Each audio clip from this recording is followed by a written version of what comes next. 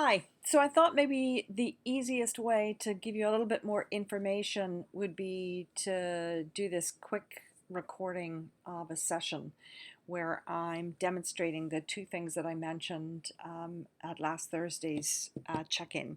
One is digital object identifiers or DOIs and how those function, and the second is CCC's RightsLink program. So I know you've had an opportunity to delve a little bit deeper into both of those, and maybe what I'm telling you here you've already figured out, but hopefully it'll be of interest. And if you have any further questions, or as I mentioned, if you'd like to meet one-on-one or two-on-two, whatever, in person to follow up on this, I'm more than happy to do this. So let's see. I'm just going to sort of step through a little pretend scenario here. So let's say I went to a conference, I heard someone speak, I thought, boy, that's really interesting. Love to learn more about this person and what research they're doing and what their interests are. So maybe do a Google search, and I'm interested in seeing a list of this person's publications. His name is Mark Sandler, and he is a professor at Queen Mary University in the UK. So I'll just do a Google search. Let's see what I pull up. Okay, here's a whole list of results. Here's publications. So this looks to me like it would probably be a link to a list of his publications, and indeed it is. So at the talk, he mentioned an article he'd written some years ago about interacting with digital music. And so I'm going to see if I can find that. He did some early research on digital music. Like, here's interlinking music-related data on the web. And where's the one he mentioned about interacting with digital music? So that he talked about that. I thought it was a really interesting article. I'd like to look at it. So this is the digital object identifier, or DOI. I happen to know that because I know that this is what they look like.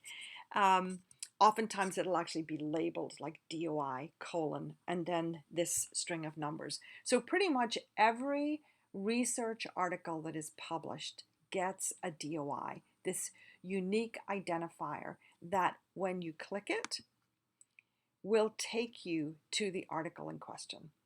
So you'll see here I am. I'm now at Taylor and Francis Online. Taylor and Francis is a major scholarly research publisher, and they obviously published this article in their journal, the Journal of New Music Research. So as you'll see, it says up here at the top, access provided by Berklee College of Music. If you're not logged in with your Berklee account, or with perhaps your Smith College account, you might not see exactly what I'm seeing here, because this is content that is not freely available on the web. But since I have access to this through the Berklee College of Music library, I am able to see this article.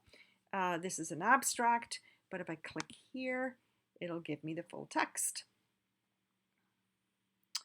And so if I just, oops, a little refreshing going on there. If I scan down, here's the whole article. Really interesting. So here's another cool thing about DOIs is if I just take that DOI and cut and paste it into a browser window. Let me make sure I'm cutting and pasting the right thing here. So I'm going to go back. Bear with me for a second.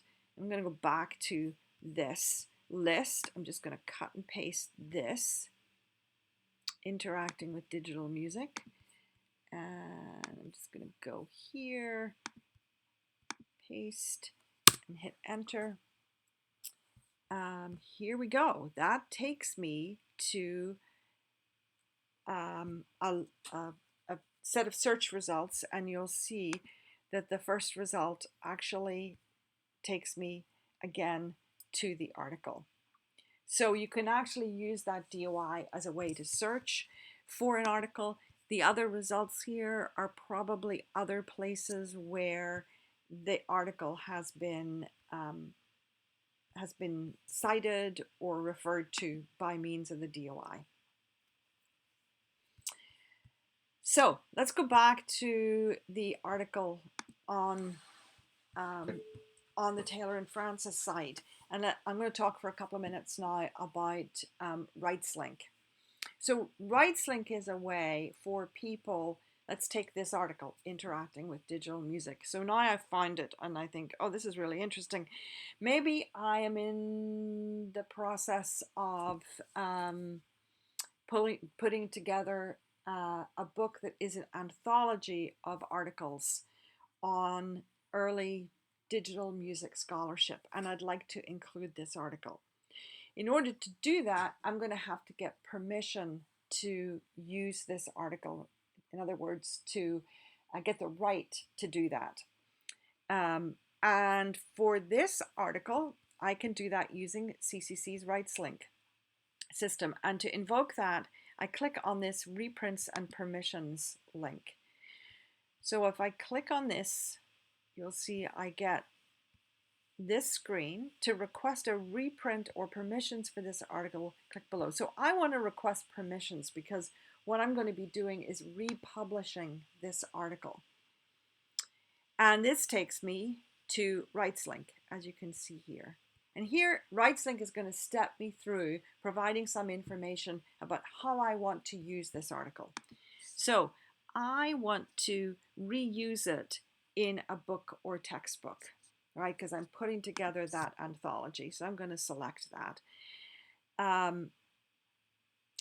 This material is being published into a custom program or valid, so I don't have to worry about that. So here's what I'd like to do. I'm going to reuse it in a book or textbook. I'm going to say I'm an academic or educational user. And I would like to use the full article. The format of my book, I'm going to say, is print. Does Taylor and Francis material represent more than 20% of your new work? I'm going to say, nope, this article isn't going to be more than 20% of the new work. Am I the author? No, I'm not. It's asking me that because obviously this is my article. I don't need to get permission to republish it. Just like if this was my song, I wouldn't need to get permission to re-record it.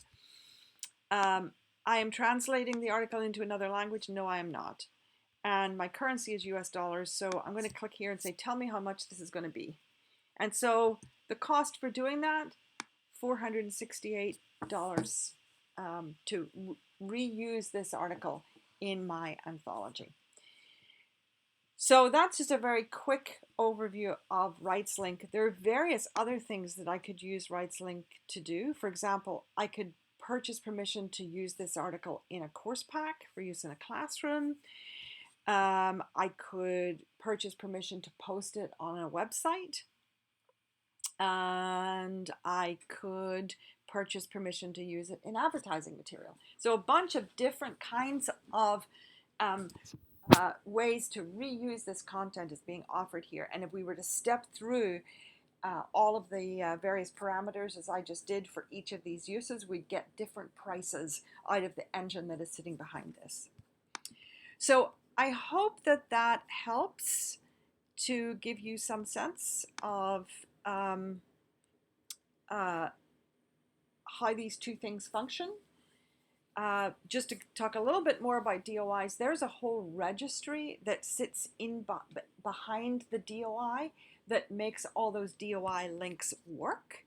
And that registry is called Crossref. And so this is the organization that runs that massive kind of linking database, if you will, where that enables you to take a DOI and get to a particular article. So I hope that this has been helpful. I'm more than happy to provide any further information or explanations if you would like more.